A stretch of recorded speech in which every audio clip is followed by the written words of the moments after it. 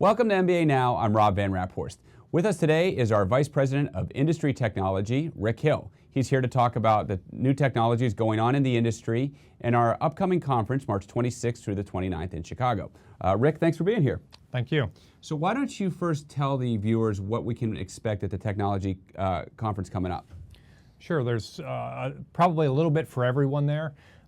There's been a huge focus on the consumer in the last several years as we've been able to sort of put some of the new regulatory focus behind us. There's a huge focus now on serving the consumer, when they want to be served, how they want to be served, sort of how you deal with all the communications on that. So there's several sessions on where organizations in the industry are going to try to solve that or really meet that consumer need. The other key thing, or one of the other key things, is the emerging technologies that are out there. Right. Artificial intelligence, Right. There's automated robotic processes for white-collar work, which is a little bit unique, and most people would think manufacturing, but it's actually coming into the white-collar world. Right.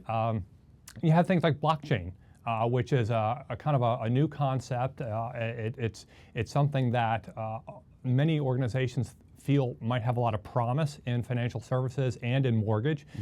So we've got sessions covering all of those topics. We also have sessions on cybersecurity. That is something, unfortunately, that is with us and will be with us for a while as far as the issues on cybersecurity. Right.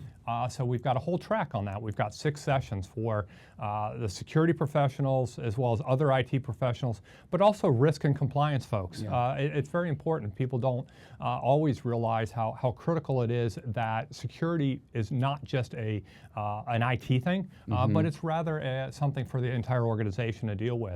And then finally, I started with regulation. Although new regulations coming at us are not as fast, perhaps, as they were a few years ago, they still exist. We still have HMDA coming. We still have revisions to the TRID rule and other things coming to us in the future. So we've got a track on regulatory activities also. Yeah, you know, technology is such a big part of our industry and really every industry nowadays. What are some of the challenges that you see in this space? Yeah, challenges it's kind of interesting. So there are some challenges. One of the biggest challenges is actually the difficulty in having a vision within an organization, to take the time to step back and figure out where is industry going, where is the consumer going, and what is my core competency as an organization? How do I build on that? So that's one of the key things that we're trying to focus on back at the conference, but also just in general is taking that time to think about the future with all of the emerging technologies. What does that really mean to your organization, and how can you really serve tomorrow's consumer? So that vision is one item. I mentioned security just a couple minutes ago. That's also really continues to be a very big focus. Sure.